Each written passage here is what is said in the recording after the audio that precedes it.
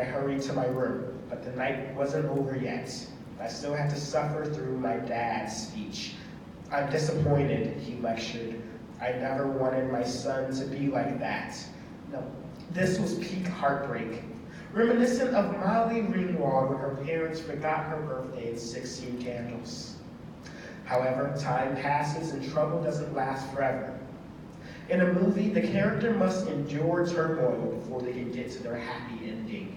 It must get worse before it can get better. For me, it definitely got better.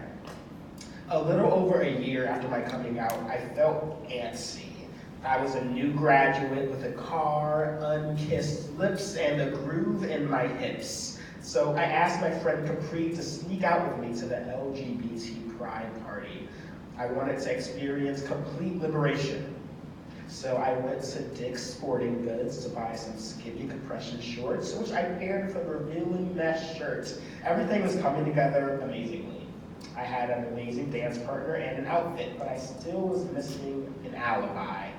Because even though my parents knew I was gay, they wouldn't let me spend the night at a girl's house.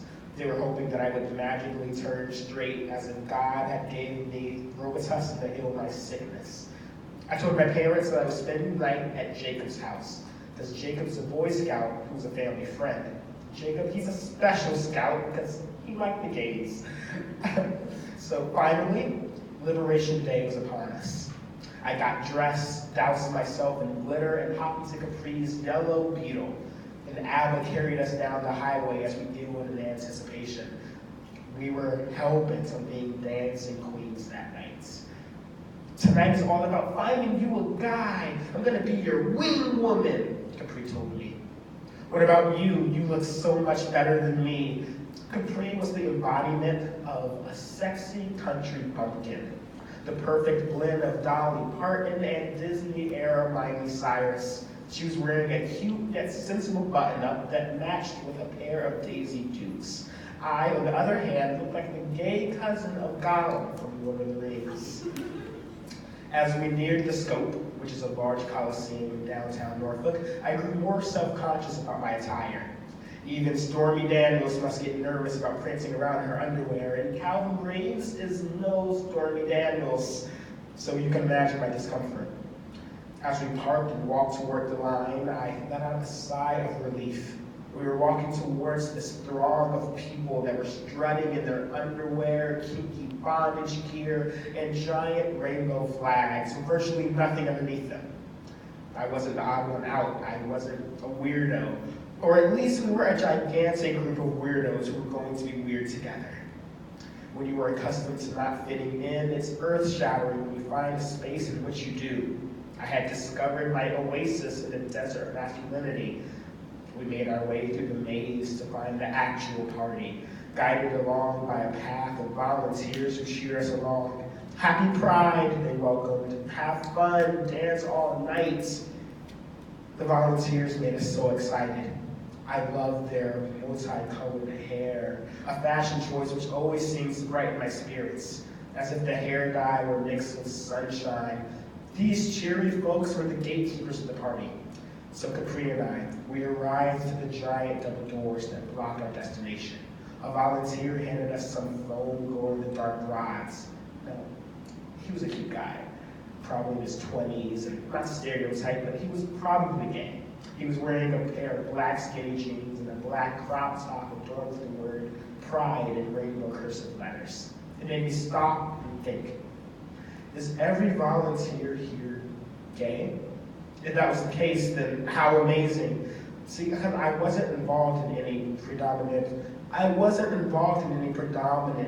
queer social circles. So I started to view that night as my baptism. I was being baptized in rainbows and glitter, and it was now time to become a dancing queen. Dance your heart out. The cute guy smiled at me as he swung open the doors. A wave of music and lights erupted from open doors. We walked in slowly, mesmerized. We approached the ledge of the balcony and gawked down at the rave happening below us. Then we descended the grand staircase and weaved our way through the sweaty bodies to the dance floor. As we danced night away, we saw a man dressed as a dog being led by his master, a stunningly tall woman that was armed with a gun that blew bubbles, and a gaggle of drag queens that were voguing around the room. If my life were a movie, this would be the point where Belinda Carlisle's Heaven is a Place on Earth blares into the audience's ears. I had never been in such a loving environment. The goal of the night was to dance our collective troubles away. Many of us had heartbreaking stories about growing up gay, but that night was only about twirling until the sun came up, getting jiggy with cute boys. There's always time to get jiggy with a cute boy. I may not have had my first kiss that night, but I did lose something else. I lost my inhibitions about being left out of the gay family. My life is not always this magical, though. Heartbreak and embarrassment are daily affairs. Therefore, my movie would be a comedy, because it's necessary to laugh at your misfortunes. If you don't, your movie becomes a tragedy. Pride was the opening scene of my movie. It opened my eyes to the possibilities that I have at my fingertips. I am quaking with anticipation of how my story will end. Maybe you'll see it in a movie theater near you. Thank you.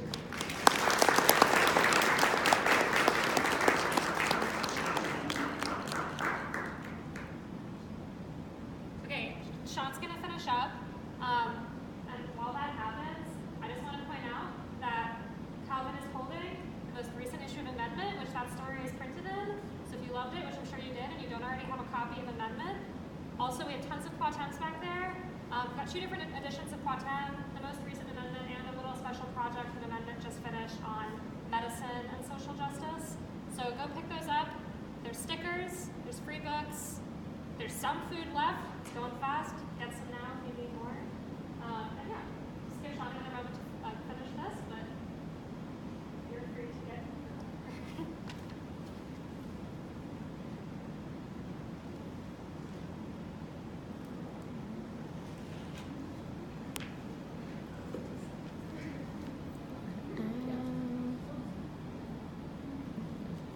I don't trust that camera.